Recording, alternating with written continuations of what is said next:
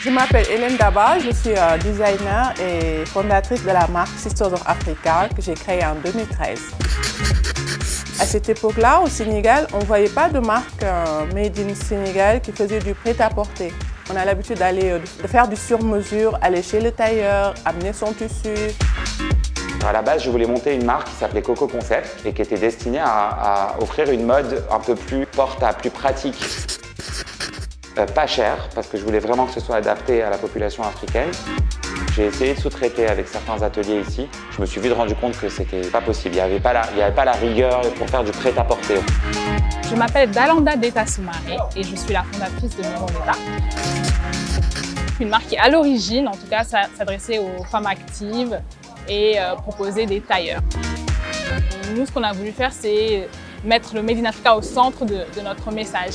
On s'est vite rendu compte que c'est comme un piège, si vous voulez, qui fait qu'on ne pourrait pas passer à l'échelle si on continuait de fonctionner comme ça. Salam alaikum. Ça va? Voilà l'atelier, il y a 5 personnes qui vous font toutes les merveilles que vous voyez en boutique. On a de très bons artisans. Moi, ça fait partie des causes pour lesquelles j'ai fait ma marque, parce que je savais que j'allais trouver les artisans pour ça. Après, il faut une formation, beaucoup de formation pour qu'ils arrivent à faire les normes qu'on veut, les normes exportables.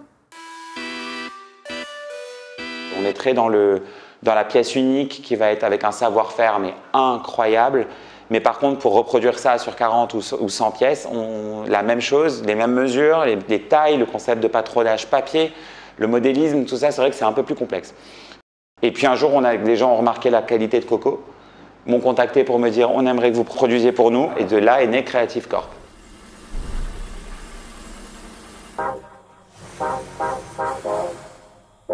Nous sommes dans une fabrique où il y a une vingtaine de tailleurs qui sont indépendants, donc qui travaillent chacun à leur compte, mais qui peuvent éventuellement travailler ensemble sur des gros projets. Les contraintes qu'on a rencontrées, ça va être la disponibilité du stock de matières premières, parce que en se fournissant ici, c'est sûr que dans les marchés, on ne va pas avoir des grandes quantités de tissus.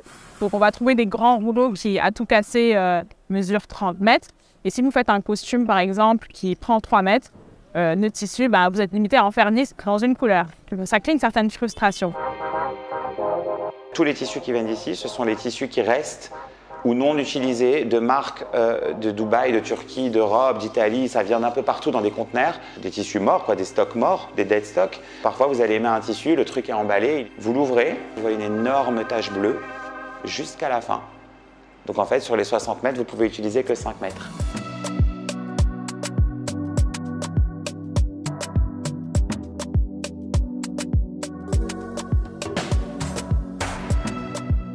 Le coton, moi, que j'utilise, je l'achète au marché, mais ça ne vient pas du Sénégal. Ce qui est très dommage parce que à Kédougou, on a encore des champs de coton. On avait une usine de coton qui se trouve à Kaolack, mais qui a fermé aujourd'hui.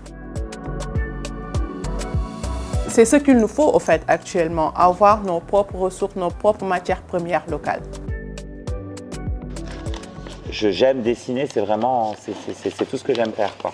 Sur Coco, je vais dessiner 600, 700 références, mais je vais en garder à peu près 200. On a une capacité de production d'à peu près 2000 pièces au mois.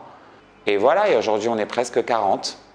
Il y a trop de monde, donc du coup, en fait, on se délocalise dans un hangar. On a un énorme hangar avec 700 mètres carrés qu'on est en train de finir d'aménager là.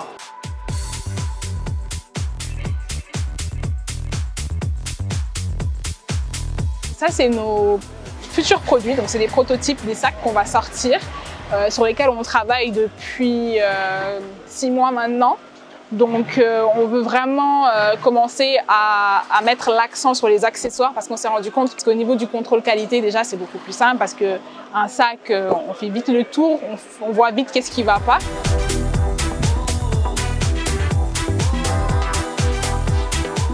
J'aurais bien aimé arriver à faire 2 muraux parce que la demande est vraiment présente. Le problème, c'est d'avoir d'autres main-d'œuvre. Ils maîtrisent le rythme du travail et tout. C'est ça qui est un peu compliqué au fait. Il y a un timing à respecter, les nombres de pièces à respecter par jour. C'est le rythme et surtout l'exigence, non? Oui. Ça, tu le dis très haut, hein?